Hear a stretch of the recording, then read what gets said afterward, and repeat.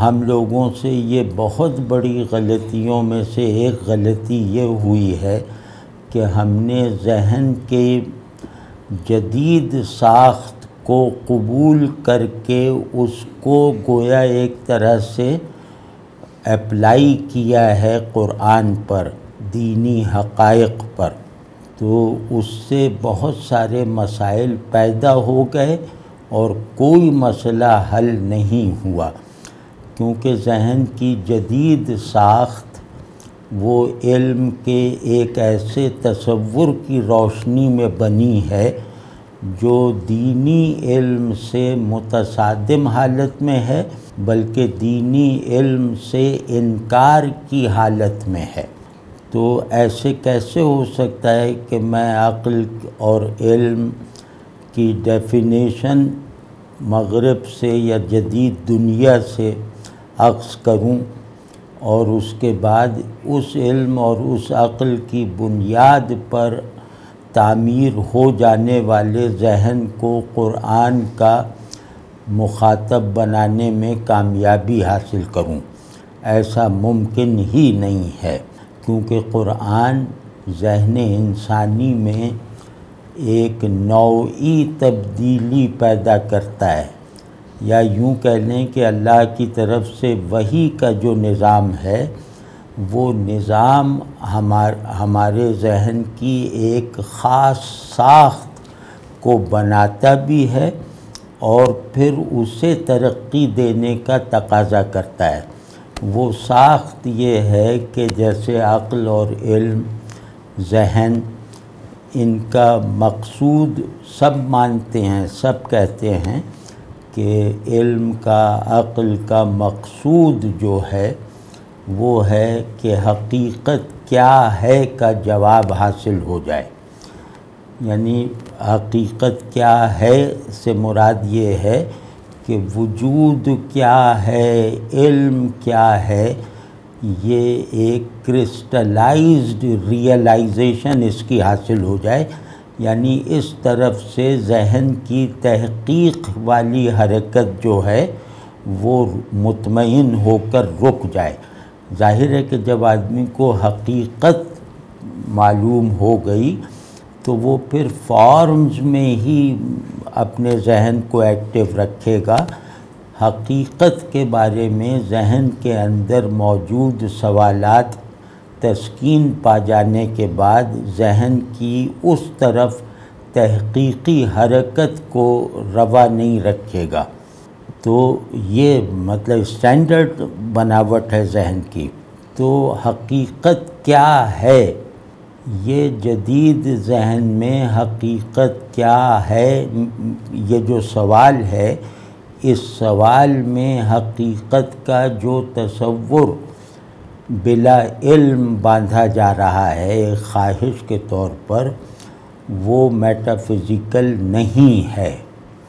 اب حقیقت بھی فزیکل ہے کہ جو قانون مادی اور یہ جو مادی وجود کا پورا نظام ہے، آج کا ذہن جب کہتا ہے کہ میں حقیقت تک پہنچنا چاہتا ہوں تو اس کا مطلب یہ ہے کہ میں اس کے اس جز تک پہنچنا چاہتا ہوں، یا اس کی اس پوری مشین کی اس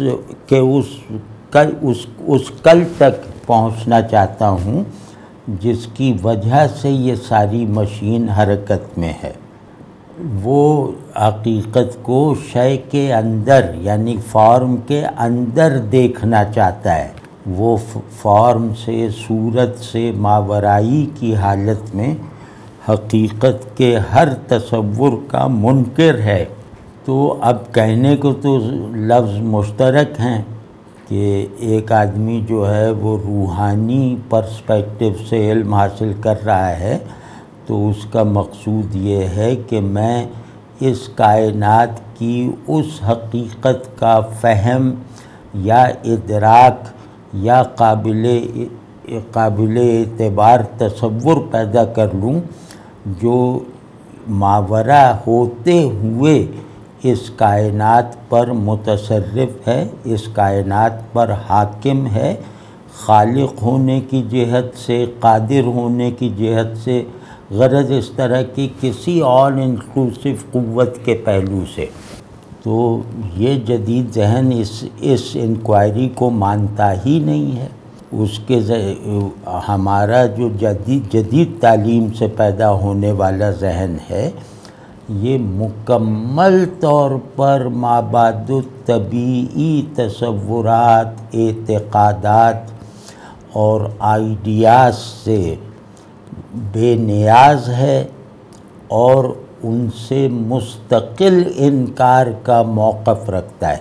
یعنی میٹافزکس سے ذہن کے تعلق کو اس یقین اور تحکم کے ساتھ جدید علوم نے توڑ دیا ہے کہ اب وہ اس میں کوئی امکان نہیں دیکھتے کہ شاید میٹافزکس میں کوئی حقیقت ہو۔ یعنی یہ ذہن جو ہر علم میں، ہر امپیریکل یا میتھمیٹیکل علم میں امکان خطا دیکھتا ہے، اس کے غلط ہونے کے امکان کو یقین کے درجے میں مانتا ہے، وہ اپنے اس فیصلے کو کہ کوئی میٹافزکس نہیں، کوئی میٹافزیکل حقیقت نہیں، اس فیصلے کو وہ اپنے علم کی انتہا سمجھتے ہوئے اس میں خطا کا امکان بھی روا نہیں رکھتا۔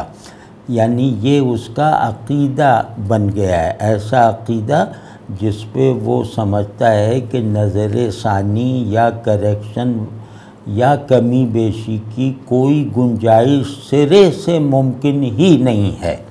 تو آپ ایک ایسے ساز و سامان کو جو اس طرح کا ذہن بناتا ہے، اس کو دین کے فہم اور دینی تعبیر کے عمل میں اگر استعمال کریں گے تو اس کے نتائج ہولناک ہوں گے، مضحکہ خیز ہوں گے۔ یعنی کہیں سائنٹزم پیدا ہو جائے گا کہ دیکھو قرآن میں یہ تھیوری تو پہلے سے ہے جو سائنس والوں کی ہے، تو یہ اس بے وقوفی میں مبتلا لوگ یہ نہیں سمجھتے کہ قرآن میں اگر یہ تھیوری پہلے سے ہے تو اس تھیوری کو قرآن کے اولین مخاطبوں نے کیوں نہیں سمجھا، یا اتنے سینکڑوں برس بعد قرآن کا یہ جو قرآن میں چھپی ہوئی یہ تھیوری کیسے برآمد ہو گئی۔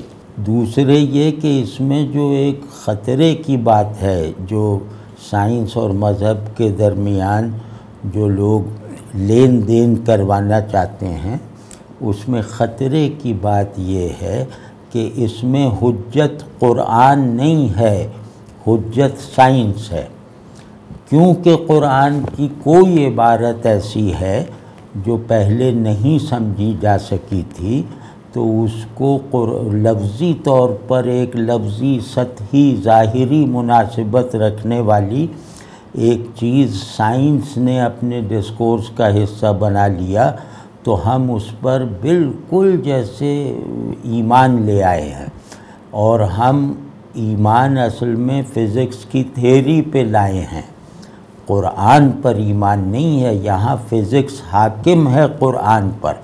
تو یہ نتائج جو ہیں، جو ذہن کا مزاج بگاڑ دیتے ہیں، جو دینی دماغ کا گلا گھونٹ دیتے ہیں، اس طرح کے جو مناسبات، اس طرح کا جو انٹریکشن ہے ریلیجن کا انسانی علوم کے ساتھ، تو ان سب چیزوں سے نکلنے کے لیے ایک ضروری بات ہمیں ہمیشہ پیش نظر رکھنی چاہیے، وہ یہ ہے کہ دین ایک مکمل، مطلق، آل انکلوسیو، آل ایکسکلوسیو پرسپیکٹیو کا مطالبہ کرتا ہے۔ اگر وہ مطلق پرسپیکٹیو دین سے بنا ہوا نہیں ہے تو دین سے حاصل ہونے والے تمام اعتبارات اور علوم وہ دینی نہیں رہ جائیں گے۔ تو جیسے اب میرا ذہن فلسفے سے بنا ہے، کسی کا ذہن نفسیات سے بنا ہے، کسی کا پرسپیکٹیو فزکس سے بنا ہے، تو وہ جو ہے وہ قرآن کو بہت اندر تک کھنگالنے کا تاثر دے گا. وہ بہت آفاق میں جو قرآن کہتا ہے اللہ کی نشانیاں ہیں ان کو دکھانے کا جیسے وہ قرآن پر احسان کرے گا، تو وہ سب جو ہے وہ آپ کو قرآن یعنی کلام اللہ سے بندگی والے ذہن کے ساتھ متعلق نہیں رکھیں گے. تو یہ بہت بڑا نقصان ہے. تو اس میں دین کی شرط یہ ہے کہ وحی کو مان لینے، قبول کر لینے کا پہلا لازمی نتیجہ یہ ہے کہ ذہن حقیقت کیا ہے اور مقصد زندگی کیا ہے، وجود کیا ہے، یہ جو بڑے بڑے مشترک ہر علم میں سوالات ہیں ان سب سے مختلف جواب دے گا. یعنی کہ میں جب حقیقت کا کیا، میں نہیں جانتا حقیقت کیا ہے، اور لیکن میرا ذہن دینی ہے، میرے دیکھنے کا انداز قرآن سے ماخوذ ہے، تو میں حقیقت کے کو بالکل اوجھل نہیں رہنے دوں گا. مطلب میں یہ جانتا ہوں کہ میں کس چیز کو معلوم کرنا چاہ رہا ہوں، اور وہ معلوم یعنی وہاں جہاں میں حقیقت کو مانتا ہوں اور سمجھنا چاہتا ہوں وہ میٹافزیکل ہے، وہ ڈیوائن ہے. تو جب بھی ہم حقیقت کہیں گے کہ حقیقت کیا ہے، ظاہر ہے کہ یہ سوال انسان کی فطرت میں رکھا گیا ہے اور اس کی زندگی سے ذہن کی نشو و نما ہوتی ہے. یہ اگر مردہ ہو جائے تو ذہن مرجھا جائے گا. اگر اس سوال کی تپش ہر دماغ محسوس نہیں کرتا تو وہ دماغ مرجھا جائے گا، چاہے وہ دینی علم میں ہو چاہے دنیاوی علوم میں ہو. تو اب ہمارے یہاں حقیقت انفولڈ ہونے کے لیے ہے. ہمارے یہاں حقیقت غیب میں ہے، اور ایک ایسے افیکٹو اور اٹریکٹو غیب میں ہے کہ ہم اس سے مانوس ہوتے رہنے کو تسلسل کے ساتھ زندگی بھر جاری رکھ سکتے ہیں. تو ہمارے یہاں حقیقت غیبی ایک سوال بنتی ہے کہ اس کا حضور کیسے حاصل کیا جائے. یہ نہیں ہے کہ اس کا اس طرح علم کیسے حاصل کیا جائے جیسے فزکس میں چاند کا علم حاصل کرنا مقصود ہے. بالکل نہیں. یہ کسی بھی دیگر یہ قرآن سے پیدا ہونے والی ایپسٹیم سے الگ ہٹنے کی اجازت ہی نہیں دیتا. جب قرآن سے بننے والا ذہن حقیقت کا لفظ استعمال کرے گا تو لازماً یا تو یہ ڈیوائن ہوگی یا عالم امر سے تعلق رکھتی ہوگی، میٹافزیکل ہوگی. اور دوسرے یہ ہے کہ ہم جب حقیقت کہیں گے تو حقیقت کا ایک مطلب یعنی حقیقت کا جو منتہا ہے یعنی حق کی پہلی مینیفیسٹیشنز حقائق ہیں اور دوسری مینیفیسٹیشنز موجودات ہیں. تو جب بھی ہم حقائق یا حق کی بات کریں گے یعنی حقائق کو حق کے تناظر سے دیکھیں گے جس کے ہم پابند ہیں، جس کے ہم مکلف ہیں، جس ذمہ داری کو پوری کیے بغیر آدمی قرآن کا ایک لفظ نہیں سمجھ سکتا، وہ یہ ہے کہ ہم حق کے پرسپیکٹو سے حقائق کو بھی دیکھتے ہیں اور حقائق سے پیدا ہونے والی یا حقائق کی فارمل مینیفیسٹیشنز کو بھی حق ہی کے تناظر سے دیکھتے ہیں. یعنی ہمارے لیے علم وہی ہے جو چیز کو اس کے خالق سے جڑا ہوا دکھا دے یا کسی بھی فارم کو اپنی میٹافزیکل جو اساس ہے اس کا جو میٹافزیکل آئیڈیا ہے اس سے آرگینیکلی جڑا ہوا محسوس کر لے، اس کے علاوہ علم کی کوئی افادیت نہیں، کوئی مقصود نہیں۔ یہ نہیں ہے کہ اس کے یہ سائنس علم نہیں ہے، فلسفہ علم نہیں ہے، یہ یقیناً علم ہے، لیکن یہ ذہن کے ہاریزنٹل حرکت کے نتائج ہیں۔ دماغ کی ایک ورٹیکولر جو جہت ہے وہ ہے علم کی ضرورتوں کا سرچشمہ، وہ ہے جاننے کے ہر عمل میں جزو غالب کی طرح موجود تصور علم، تصور حقیقت۔ تو ہمارا کوئی بھی معلوم، چاہے وہ سائنسداں کی حیثیت سے ہو، چاہے فلسفی ہونے کے پہلو سے ہو، غرض مشترک اور معمول کے دنیاوی علوم میں بھی ہمارا جو بھی معلوم ہوگا، یعنی ہم اس دنیا میں جو بھی نئی چیز معلوم کریں گے یا جتنا کچھ معلوم کر چکے ہیں، وہ اگر اللہ سے زندہ تعلق کے ساتھ ہمارے ذہن میں، ہمارے قلب میں، بلکہ ہمارے یقین میں موجود نہ ہو تو وہ جہل ہے۔ تو اس کو کسی بھی صورت نظر انداز نہیں کرنا چاہیے۔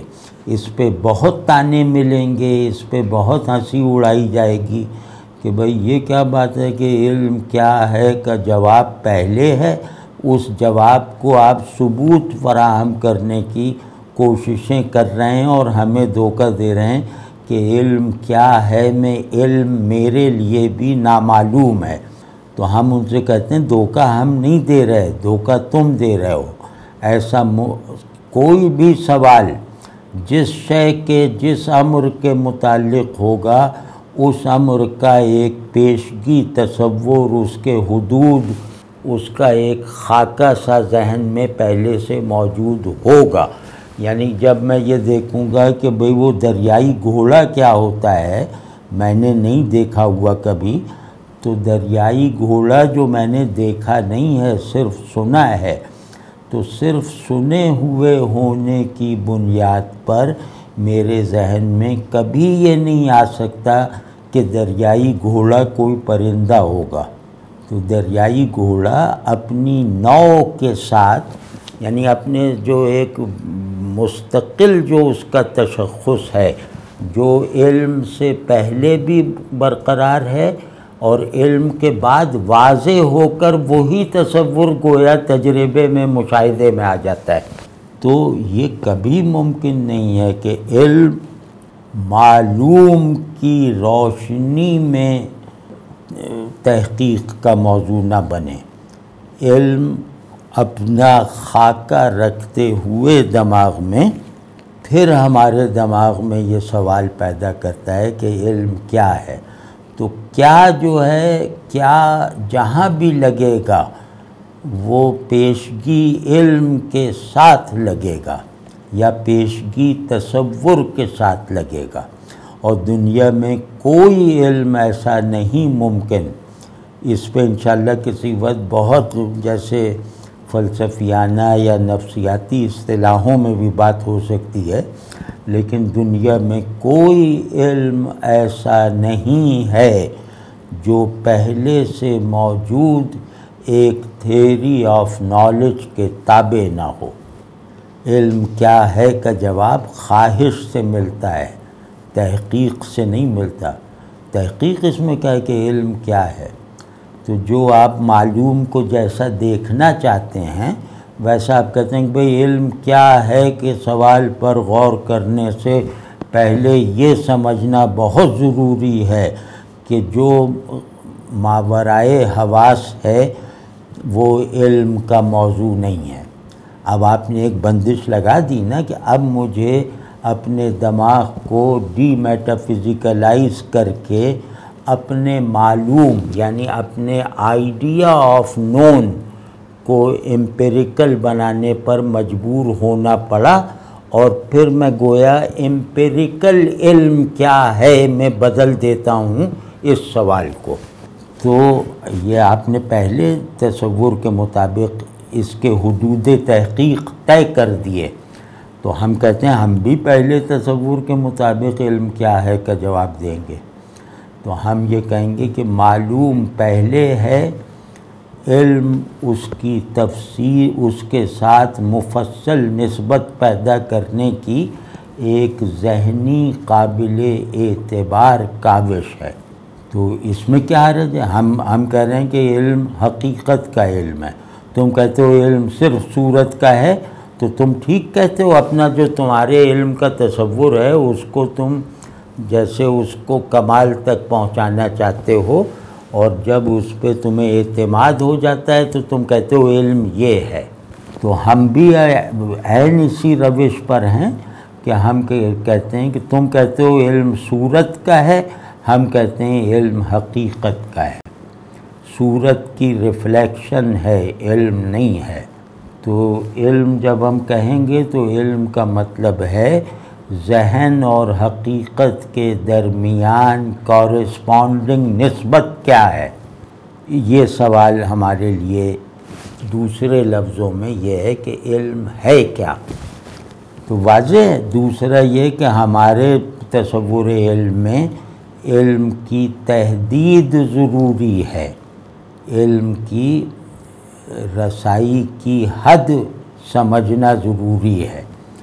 تو جس طرح آپ نے علم کی رسائی کی حد مقرر کر لی ہے، اسی طرح اور پہلے سے کر لی ہے، اسی طرح ہم بھی علم کے حدود متعین رکھتے ہیں، اور ان حدود میں کچھ ایسی انڈیکیشنز کو داخلے کی، جیسے داخلے کے لیے ایک اوپننگ رکھتے ہیں جس کے نتیجے میں ہمارا علم صورت وہ ہمارے شعور حقیقت میں کام آ جاتا ہے۔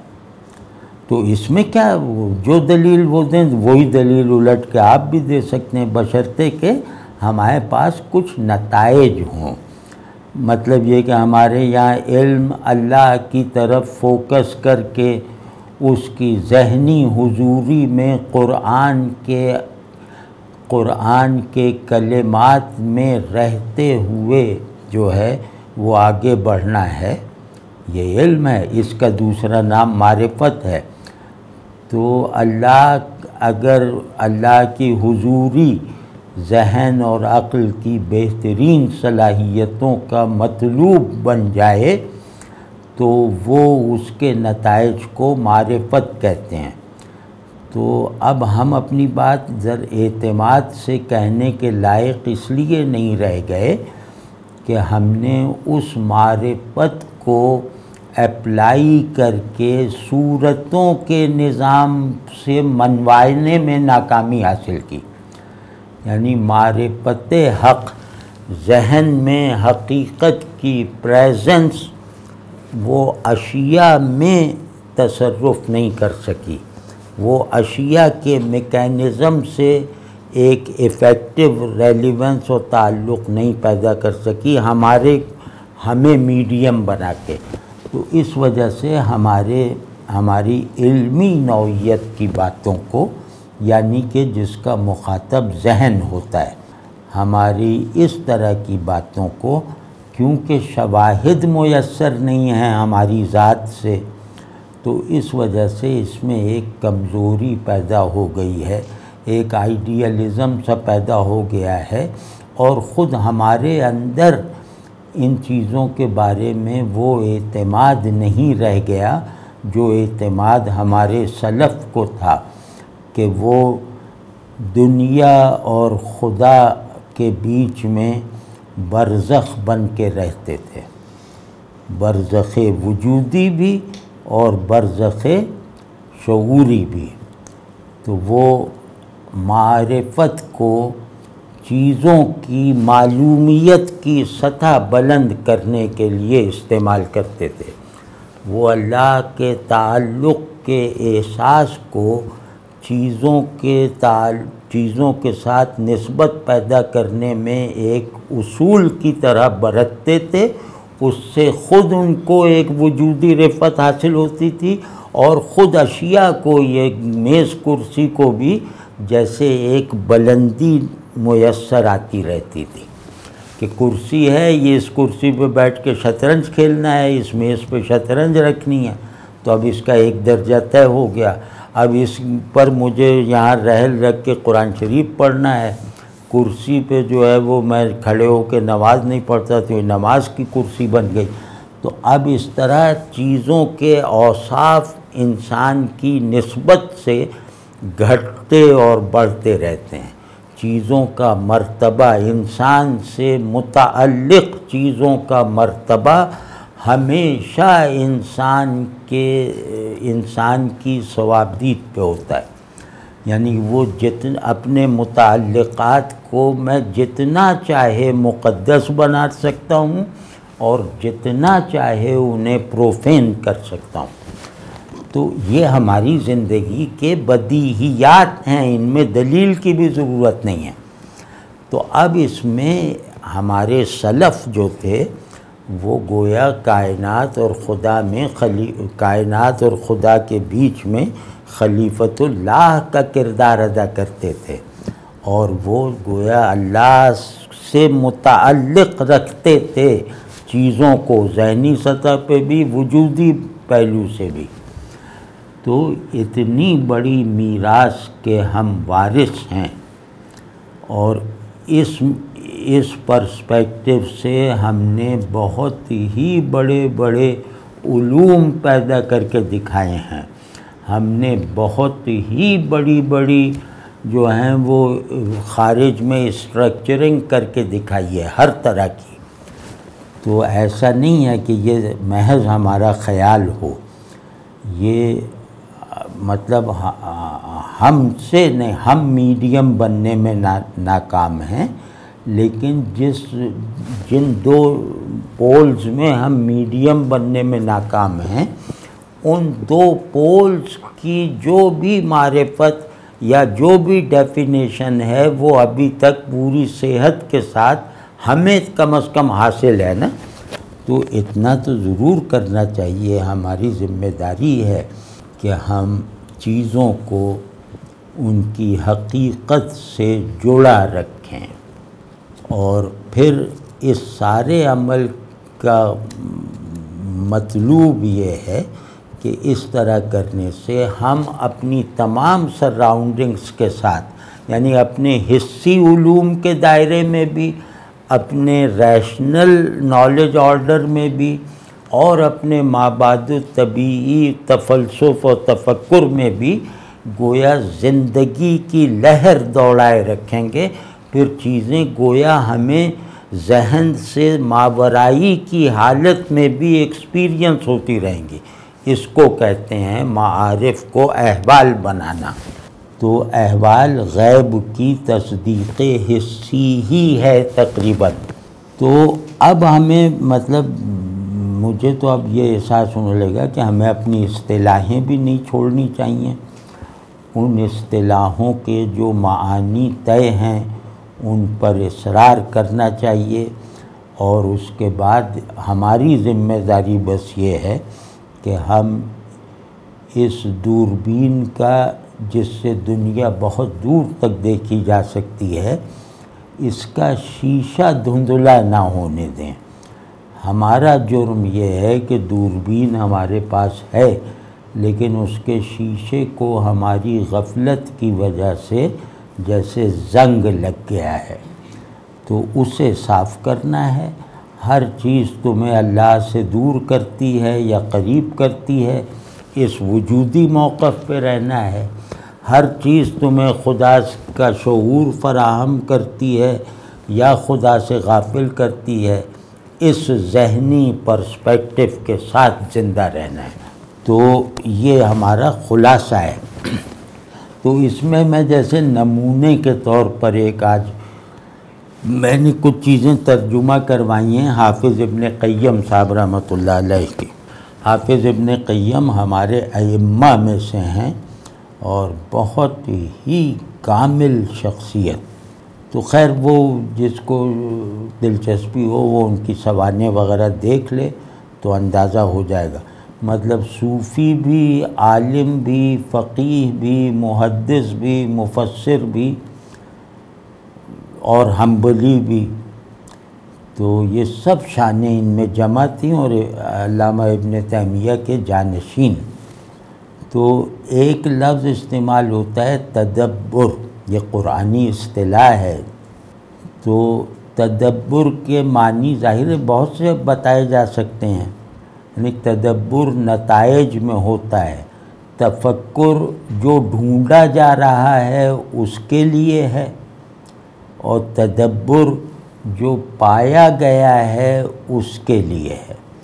تو پائی ہوئی نعمت پر غور ذہن اپلائی کرتے رہنا تاکہ اس کے زیادہ سے زیادہ افادیت اور حقیقت سامنے آتی رہے، یہ تدبر ہے۔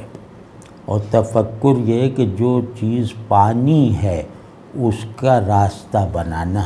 تو خیر تدبر کا میں عرض کر رہا تھا کہ دیکھیے ابن قیم تدبر کو، یعنی ایک ٹیکسٹ موجود ہے میرے پاس اور میں اس ٹیکسٹ پر ایمان رکھتا ہوں، یہ دعویٰ کیے بغیر کہ میں اسے سمجھنے میں کامیاب ہوں۔ میں ان لفظوں پر ایمان رکھتا ہوں اور پھر میں اپنی صلاحیت ذہنی کو ایک بہترین موڈ میں لا کر اس پہ فوکس کرتا ہوں کہ اس پائی ہوئی نعمت میں کیا کیا برکتیں اور نعمتیں اور فلاح اور حسن اور ہدایت ہے۔ تو اب میں اس کو ماننے کے بعد اس کے لفظوں کے فوری مفاہیم جاننے کے ساتھ اب اس پہ غور کرتا ہوں اس انداز سے کہ اس کنویں کے نیچے پانی تو ہے ہی، بس میں اس پانی تک پہنچ جاؤں، بورنگ کر دوں یا وہ کوئی ڈول بنا لوں جو پانی تک پہنچ جائے۔ تو یہ سارا عمل جیسے تدبر ہے، عامیانہ صحیح لیکن تدبر ہے۔ تدبر عالم کی صرف ذمہ داری نہیں ہے، تدبر ذہن اور دل کی یکجائی کے ساتھ پیدا ہونے والی خواہش ہدایت، خواہش قرب کی تسکین حاصل کرنے کی کوشش کو کہتے ہیں۔ تو وہ عام آدمی ہو میرے جیسا یا کوئی خاص آدمی ہو، سب پر تدبر لازم ہے۔ سمجھ گئے نا؟ تدبر کہتے ہیں مانے ہوئے کے پیچھے دماغ اور دل اور ارادے کی بہترین صلاحیتوں کے ساتھ یکسوئی کے ساتھ لگے رہو۔ تو اب ابن قیم فرماتے ہیں تدبر، یہ صرف میں انہی کی باتیں کروں گا، آپ دیکھیں کہ ہمارے سلف کیسے تھے۔ کہ ابن قیم فرماتے ہیں کہ اصطلاح میں، یعنی تدبر ایک عام لفظ نہیں ہے، اصطلاح میں، ٹرم میں نتائج کو نظر میں رکھنا ہے۔ تدبر یہ ہے کہ میں زمین میں بورنگ کر رہا ہوں لیکن مجھے معلوم ہے کہ یہ بورنگ میں کس لیے کر رہا ہوں کہ پانی نکلے گا۔ تو پانی پہلے سے مد نظر ہے اور اس کا حصول یقینی ہے، اب میں زمین میں بورنگ کروں تو یہ تدبر ہے۔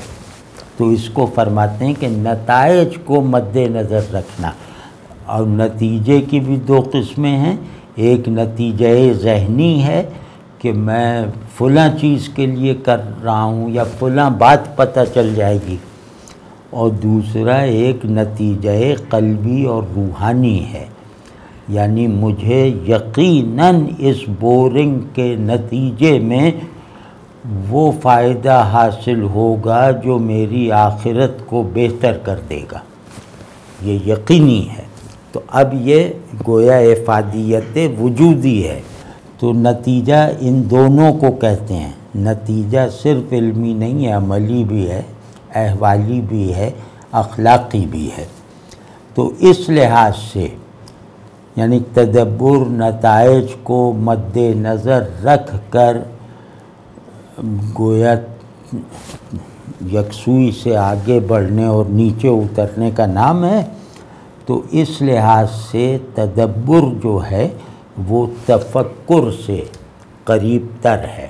تفکر مطلب فکر کرنا، تو بس اتنا فرق ہے تدبر اور تفکر میں۔ دیکھیں کیا قول امام ہے واقعی ایک جملے میں، کہ تدبر اور تفکر میں بس اتنا فرق ہے کہ توجہ یعنی ذہن کا فوکس دلیل پر مرکوز ہو، آرگومنٹ پر مرکوز ہو تو یہ تفکر ہے، اور نتیجے پر مرکوز ہو تو یہ تدبر ہے۔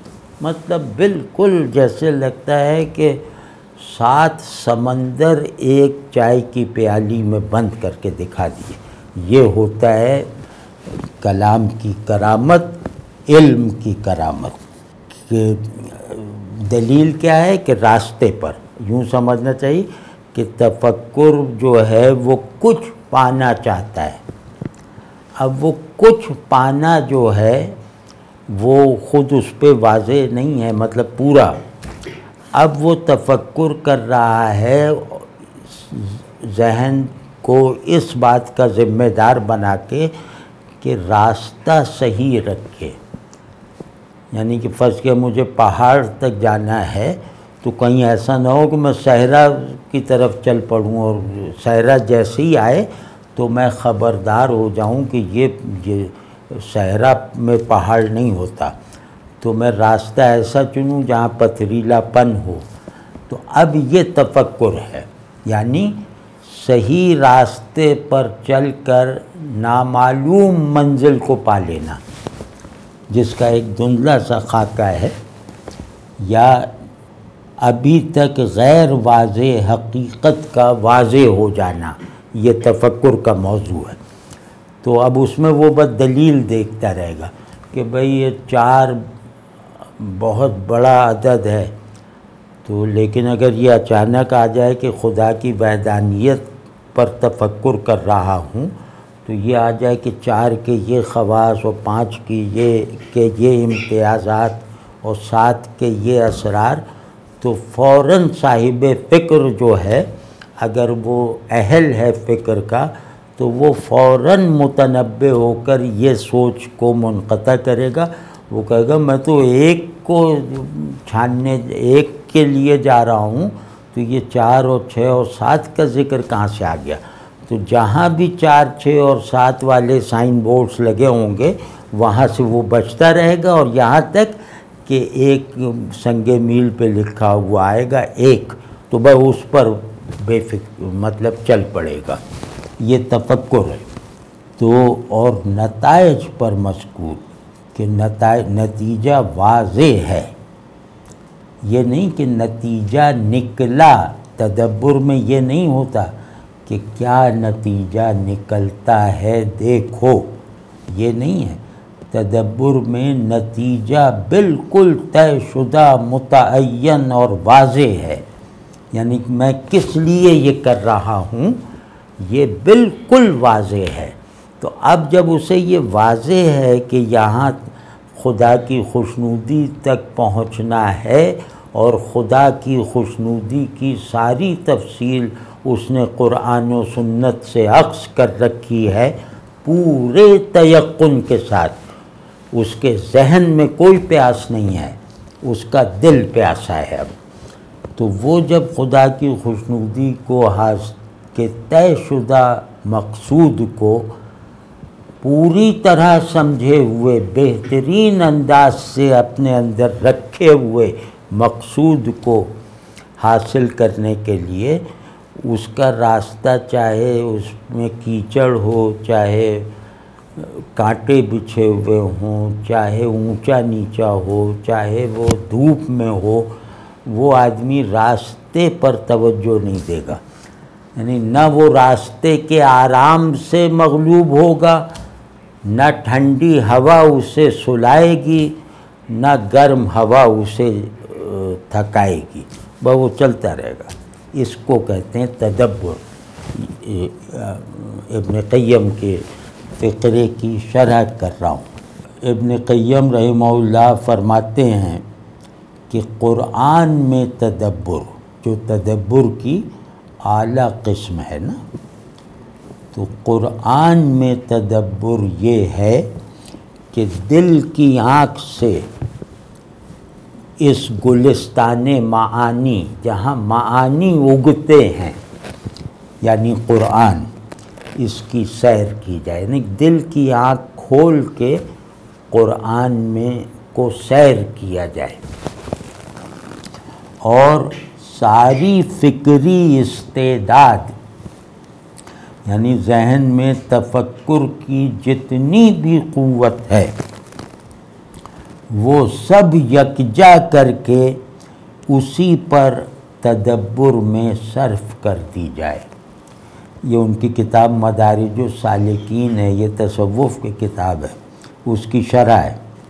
تو اس میں یہ کہ قرآن کی سیر کی جائے جہاں حقائق اور معانی پر ہمیشہ بہار چھائی رہتی ہے، تو اس رنگین ہرے بھرے شاداب ماحول میں دل کی آنکھیں کھول کر آگے بڑھتے رہو اور اپنے سمجھنے اور فکر یعنی تفکر کی تمام دستیاب صلاحیتوں کو مجتمع کر کے پھر اس بہار پر تدبر کرو۔ یعنی اب اس بہار کے یہ بہار کیا ہے؟ یہ بہار اللہ کی خوشنودی کے علامتوں کا کنٹینر ہے۔ تو اب مجھے اس بہار میں اللہ کی خوشنودی حاصل کرنی ہے، مجھے اس بہار میں اپنی نجات کا سامان کرنا ہے، مجھے اس بہار میں اپنی آخرت کو خزاں سے بچانا ہے، یعنی نتیجہ طے شدہ ہے۔ اب اس پر میں تدبر کر رہا ہوں۔ تدبر یعنی خواہش اور تجسس، ان کو یکجا کر کے بدوڑا چلا جا رہا ہوں۔ تدبر میں رکھنا نہیں پڑتا، تدبر کرنے والے کو رکنا نہیں پڑتا۔ تفکر میں گیپس آتے ہیں، رکنا پڑتا ہے، کبھی جو جتنا سفر کیا ہے وہ انڈو کرنا پڑتا ہے۔ تدبر میں یہ سب نہیں ہوتا۔ تو اسی طرح حافظ ابن قیم رحمہ اللہ لکھتے ہیں، یہ سب ان کے صوفی جو لٹریچر ہے، کہ لوگوں کی 3 قسمیں ہیں۔ مردہ دل، نمبر 1 مردہ دل، یعنی وہ شخص جس کے پاس دل ہے ہی نہیں، جس کا دل مردہ ہو چکا ہے، پتھرا چکا ہے۔ تو قرآن میں ایسی کوئی آیت نہیں ہے جو اس مردہ دل کو زندہ کرے، یعنی پھر یہ دل موت اس کا مقدر ہے۔ اگر اس نے دل کو مردہ کر لیا ہے، یعنی دل کی روح بندگی، روح خشیت اور روح محبت کو اپنی غفلت اور ارادے اور سرکشی سے مار رکھا ہے، تو ایسے آدمی کو قرآن سے ہدایت نہیں ملتی۔ دوسرا ہے زندہ دل مستعد۔ زندہ دل کی حضرت نے 2 قسمیں کی ہیں۔ زندہ دل مطلب جو ایمانی پرسپیکٹو رکھتا ہو، خواہش کے ساتھ، پیشن کے ساتھ، احساسات کے ساتھ، وہ زندہ دل ہے۔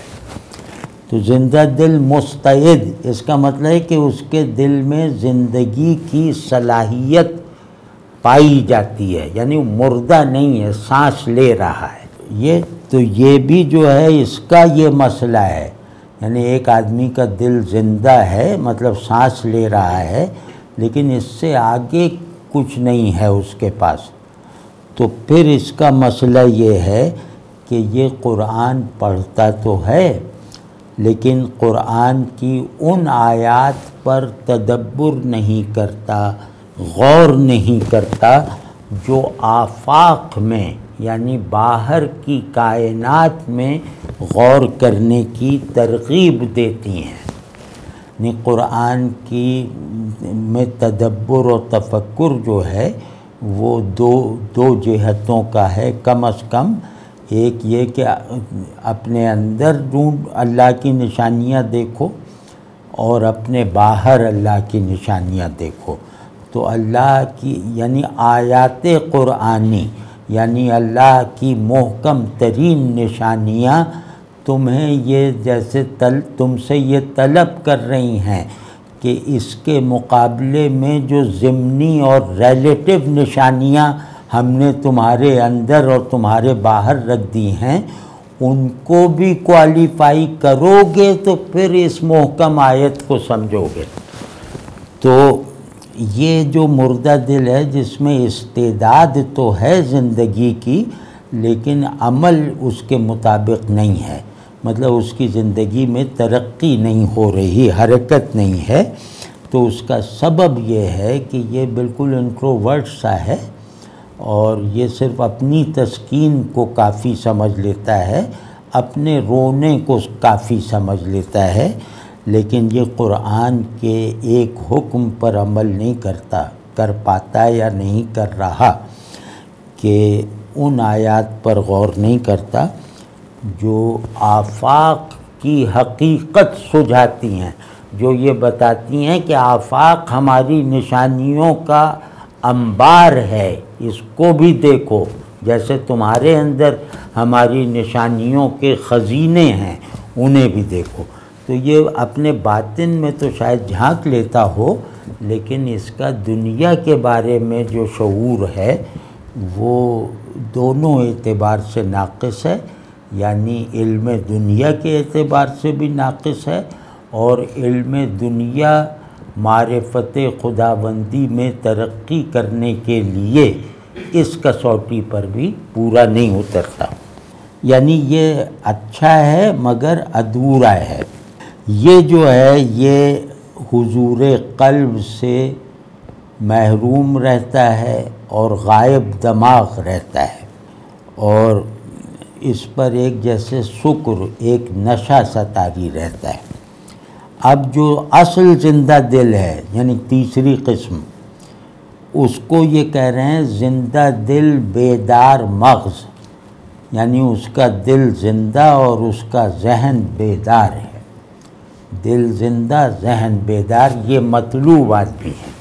تو وہ فرماتے ہیں کہ یہ آیات کو قرآن کی آیات کو دل کے کانوں سے سنتا ہے، کسی اور طرف دھیان نہیں دیتا سوائے اس آیت کو ان آیتوں کو ذہن میں بٹھا لینے کے، یعنی ان آیتوں کو ذہن میں محفوظ کرنا اس کے مفاہیم کے ساتھ، اس کے تقاضوں کے ساتھ، اس کے حقائق کے ساتھ، یہ اس کا تلاوت کے وقت واحد عمل ہوتا ہے. اس کی ساری توجہ اس طرف ہوتی ہے کہ میں عارف قرآن بنوں. تو یہی وہ آدمی ہے، یہی وہ دل زندہ رکھنے والا خوش نصیب ہے جو ہوشیار ہے، خبردار ہے اور تلاوت سے اور دنیا کے مشاہدے سے نفع پا سکتا ہے. نفع کیا پا سکتا ہے کہ اللہ کی حضوری میں ترقی کر سکتا ہے بلحاظ ذہن یعنی عارف بن کر، باعتبار قلب یعنی عاشق بن کر، اور ازرو ارادہ یعنی مجاہد بن کر. تو یہ ہر پہلو سے نفع حاصل کر لیتا ہے، اس کی کوئی نظر بھی ناکام نہیں ہے. یہ جس چیز کو بھی دیکھتا ہے اس کے خالق کے ساتھ دیکھتا ہے، اس کی حقیقت سمیت دیکھتا ہے. تو بس قرآن کے لیے تو ایسا ہی ریڈر چاہیے نا جو دنیا کو اس طرح، جو دنیا بھی آیتوں کا مجموعہ ہے اس کو اس طرح دیکھ رہا ہے، تو قرآن جو آیتوں کا منتہا ہے نا اس کو کیسے دیکھتا ہوگا، اس پہ قیاس کر لو. اب اس میں مطلب یہ تدبر کی بات ہوئی، اور تدبر عام لفظ ہے یعنی غور کرنا، گہرائی میں اترنا. تو اب آپ دیکھ لیں کہ یہ جو ہم نے ہمارے ایک اسلاف میں سے ایک قابل فخر عالم عارف اور صوفی، ان کے ہم نے کچھ ایک ہی لفظ پر 2-4 قول آپ کو سنائے، اور ان اقوال میں ہی اتنی معنویت گندھی ہوئی ہے، بلکہ ٹھسی ہوئی ہے، کہ ہم اپنے بس بر چاہے گھنٹوں لگا لیں، یہ احساس نہیں ہوتا کہ ہم نے ان اقوال، سادہ لفظوں میں کہے گئے ان اقوال کو پوری طرح سمجھ لیا ہے اور پوری طرح اس کی ترجمانی کر دی ہے۔ تو سلف کو پکڑو، یہ لوگ اللہ کے حضور میں حاضر ہو چکے ہیں، اور ان کی بڑائی کی شہادت اہل اللہ میں ان کی مقبولیت دیتی ہے۔ تو ایسے لوگ جو گزر چکے اور اہل اللہ میں مقبول ہیں، اور جن سے اختلاف رکھنے والے بھی ان کے اخلاص اور دینداری اور تقوی پر شاہد ہیں، تو یہ لوگ بہت محفوظ رہنما ہیں۔ تو اللہ مجھے بھی توفیق دے، آپ کو بھی توفیق دے کہ ہم اپنی روایت سے اس کی روح کے مطابق اور اس سے پیدا ہونے والے پرسپیکٹو کی حفاظت کے ساتھ آگے بڑھتے رہیں۔ السلام علیکم حضرت، جی بول رہا ہوں۔ جی وعلیکم السلام ورحمۃ اللہ۔ اچھا حضرت، فزیکل اور میٹا فزیکل، کیا ان کی اپنی اپنی انڈیپینڈنٹ کمپلیٹ باؤنڈریز ہیں، یا کہیں ان کی ایک کامن باؤنڈری بھی ہے جہاں پہ آ کے یہ ملتے ہیں؟ ہاں نہیں، اور پھر یہ کہ یہ جو تدبر ہے، جس طرح سماوات پہ تدبر یہ وہ، تو کیا اس میں ہماری فزیکل اور میٹیریل سائنس، کیا یہ بھی مددگار ثابت ہوتی ہے، اس میں مدد کرتی ہے؟ بالکل بالکل۔ ایک تو پہلا حصہ جو آپ کے سوال کا ہے، میٹا فزیکلٹی شرط وجود ہے، وہ مٹیریل آبجیکٹ موجود نہیں ہے جو میٹا فزیکل ریلیشن نہ رکھتا ہو۔ تو اس لیے یہ دو الگ الگ باؤنڈریز نہیں ہیں، یہ جیسے کبھی یہ اوور لیپ کر جائے کبھی وہ اوور لیپ کر جائے، اس طرح، یعنی فزیکل ورلڈ میٹا فزیکل جوہر سے وجود میں آیا ہے۔ ایک تو یہ اس کا مختصر جواب، اور دوسرا یہ کہ کائنات کے بارے میں عام سائنسی علم بھی اگر کائنات کو سمبلز کا، سائنس کا، آیات اور نشانیوں کا مجموعہ مان کر حاصل کیا جائے، تو اس کے نتیجے میں ہم ان میکینکس تک بھی، یعنی کہ ان چیزوں کا جو ایک سرٹن فزیکل اور مٹیریل میکینزم ہے، آرڈر جو ہے، اس تک تو ہم ویسے ہی پہنچیں گے جیسے فزکس والے پہنچ رہے ہیں، ہم اس میں شاید نئے راستے نہ نکال سکیں، لیکن اس کا نتیجہ مختلف ہوگا، یعنی اس کی تاثیر، دنیا کے علم کی تاثیر ایک صاحب ایمان پر مختلف ہوگی ایک نان بلیور کے مقابلے میں، چاہے علم دونوں کا ایک ہی ہو۔ بات ذہن میں آ رہی تھی کہ جیسے ہمارے یہاں ایسا محسوس ہوتا ہے کہ خالق کو یعنی کہ ایمپیریکل سمجھا گیا ہے، یعنی کہ جو وجود باری تعالیٰ ہے اس کو ایمپیریکل ہی جانا جاتا ہے، مطلب ان کو محسوس جانا جاتا ہے۔ تو حضرت کیا یہ اسی یعنی کہ نتیجے کا فرق ہے کہ ہم نشانیوں کو اس طرح سے مطالعہ کرتے ہیں کہ جس کے نتیجے میں ہم خالق کو محسوس کے طور پہ جانتے ہیں؟ نہیں، ہم تو نہیں جانتے، اور اللہ پر ایمان بالغیب رکھنا اس بات کو لازم کرتا ہے کہ ہم امپیریکل علم سے خدا کو ماورا مانیں۔ تو خدا کوئی سینس، وہ کیا نام ہے، امپیریکل آبجیکٹ یا وجود نہیں ہے، اس میں یہ کہ جو زمان و مکان سے ماورا ہو وہ امپیریکل کیسے ہو سکتا ہے؟ تو سارا امپیریسزم زمان و مکان کے ایک محدود سے سیٹ میں ہے، تو یہ ہم نہیں کہتے۔ اور یہ کوئی نہیں کہتا، مطلب کوئی مسلمان یہ جملہ اون نہیں کرے گا کہ اللہ کا وجود یا اس کا علم امپیریکل ہے۔ ہاں، آپ جو بات کہہ رہے ہیں کہ اللہ کی نشانیاں امپیریکل ہیں، تو اللہ کی نشانیاں امپیریکل ہونے کا مطلب یہ ہے کہ ہمیں ان پر پورا بھروسہ ہونا چاہیے، یعنی اللہ کی طرف اشارہ کرنے والی چیزوں پر ہمارا علم پختہ ہونا چاہیے، اس میں کسی وہم کو راستہ نہیں دینا چاہیے کہ یہ پہاڑ ہے، ہم اس کو پہاڑ ہی سمجھیں گے اور یقین رکھیں گے کہ یہ پہاڑ ہے، اور اس کو ہر طرح سے ثابت کیا جا سکتا ہے کہ یہ پہاڑ ہے۔ اب یہ پہاڑ جو ہے وہ اللہ کی فلاں شان کا مظہر ہے، یہ اللہ کی طرف اپنے وجود سے اشارہ کر رہا ہے، تو میری علمی ذمہ داریاں تو اس پہاڑ کو دیکھ کر اور نام سے پوری ہو گئیں۔